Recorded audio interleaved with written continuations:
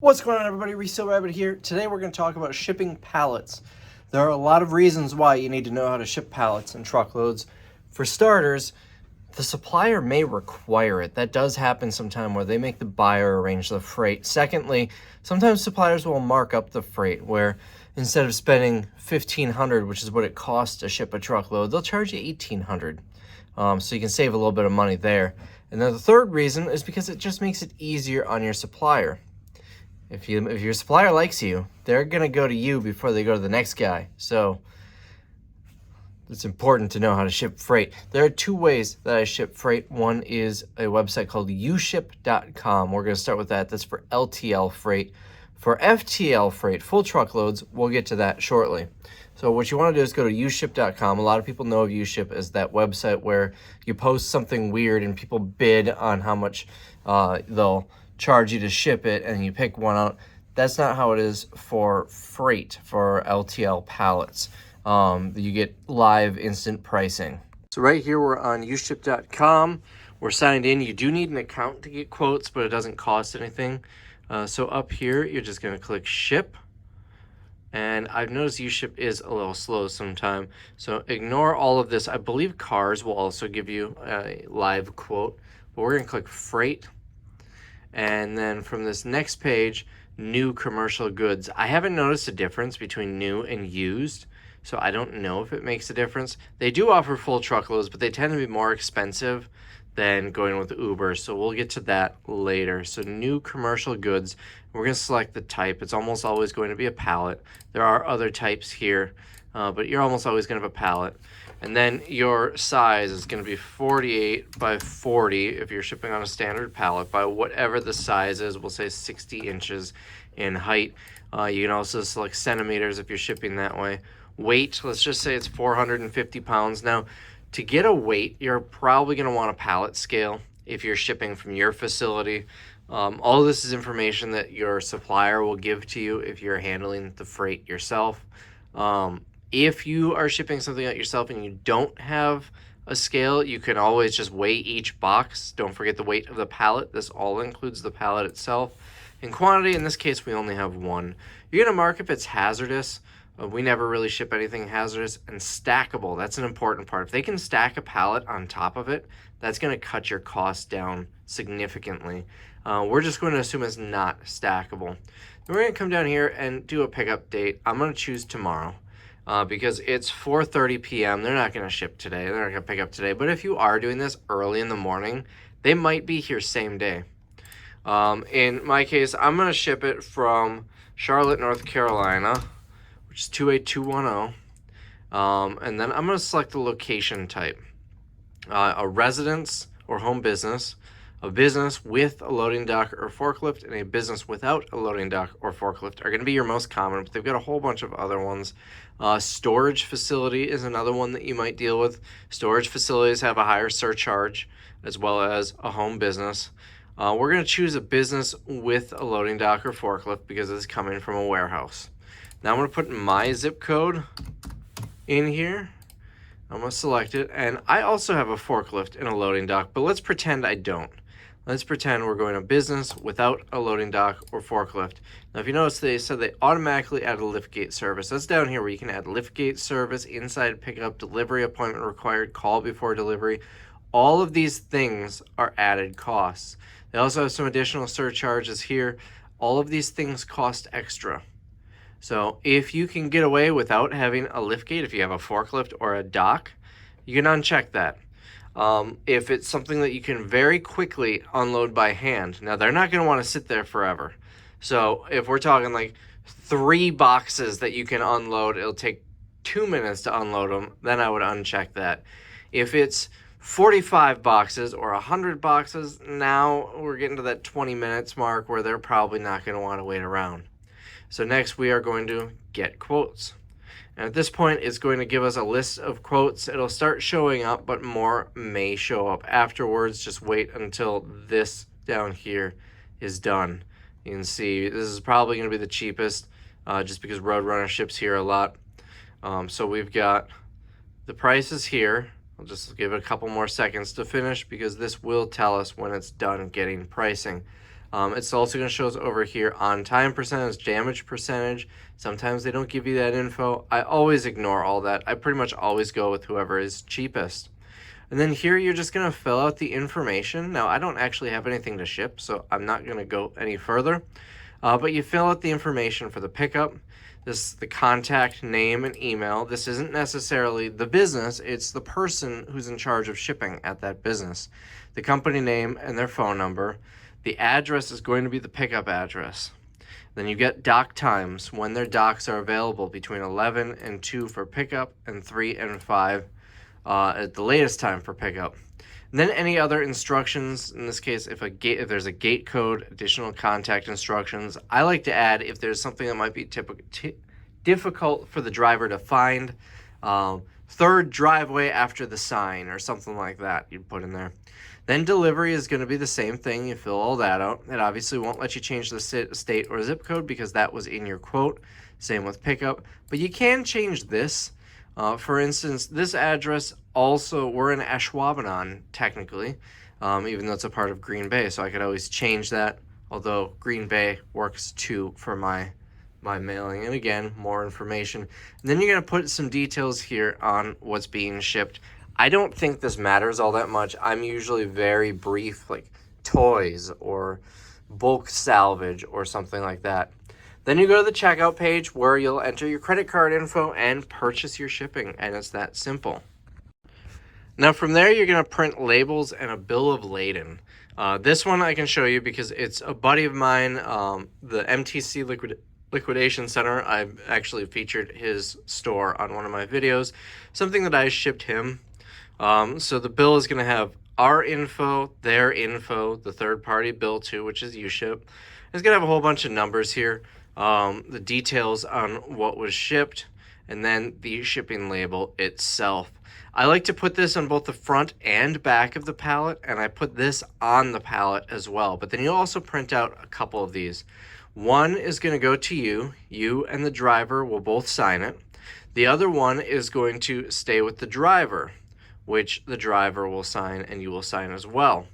That one will be given to the recipient to sign when they receive it. Additionally, up here on your copy, there will be a PRO, which is basically the tracking number. So you can have that to be able to track your shipment.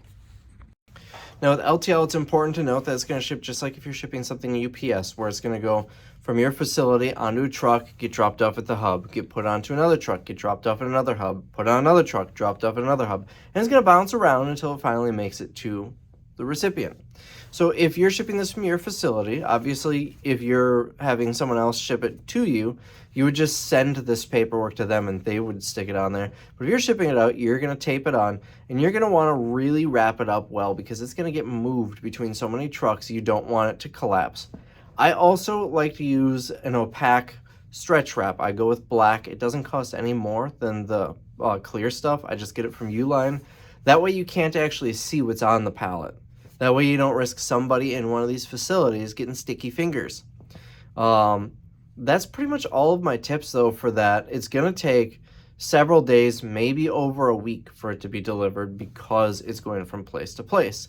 Now, if you're shipping a full truckload, if you're doing about 10 pallets or so, it usually is more cost effective just to do a full truckload. This is a dedicated load, meaning it's going straight. They're closing the door at your facility and going straight across the country to the recipient, or closing the door at their facility and coming straight to you. They're not making any stops. I mean, they might stop to go to the bathroom once or twice or get gas, diesel, fuel, whatever, but they're not going to stop and unload it or anything like that. If you're going that route, then I prefer to use Uber Freight, and I'm going to show you that one. So here's Uber Freight's website. You are going to want to create an account, and again, there is no cost to have an account with Uber Freight. And we'll log in so you can see what the page looks like. So now this one has some sensitive information, but on the top of the page, you're going to click Get Quote, or Create Shipment, sometimes it says. And now you're going to see this. Now they do have less than truckload, and they're saying under 12 pallets. This is brand new. I have zero experience with that, so I couldn't tell you what the rates are like or how easy or difficult it is, but it might be worth looking into this if you're doing an LTL shipment.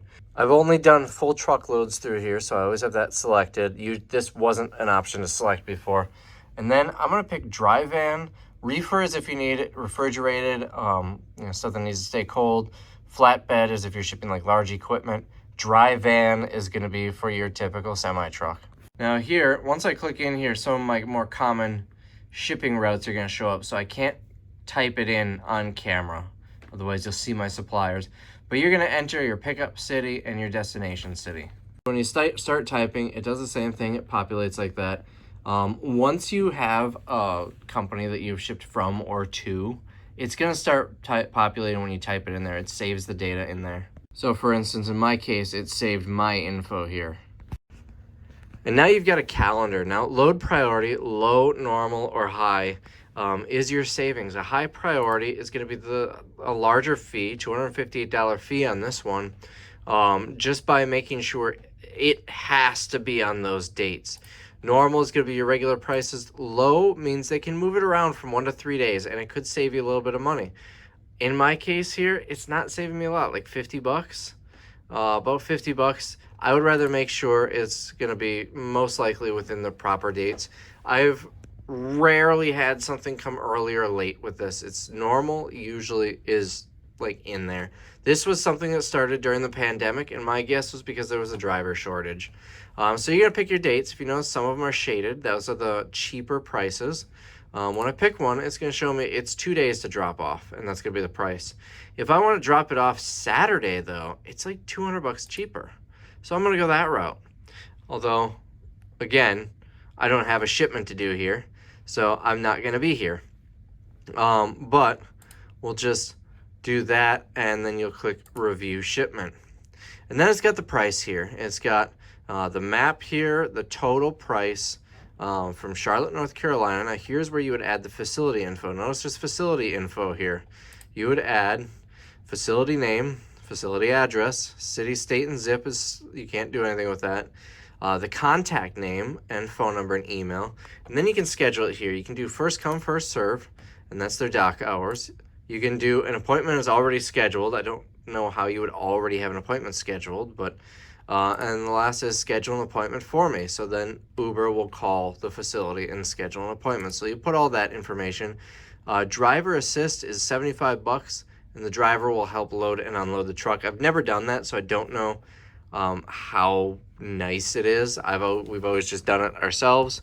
But then there you go. Once you submit this, then here's another one that I've shipped to a friend of mine who owns a store in Sheboygan. I'm pretty sure his store has been on my videos before. But once again, you'll get a bill of lading. All of the info is going to be filled out.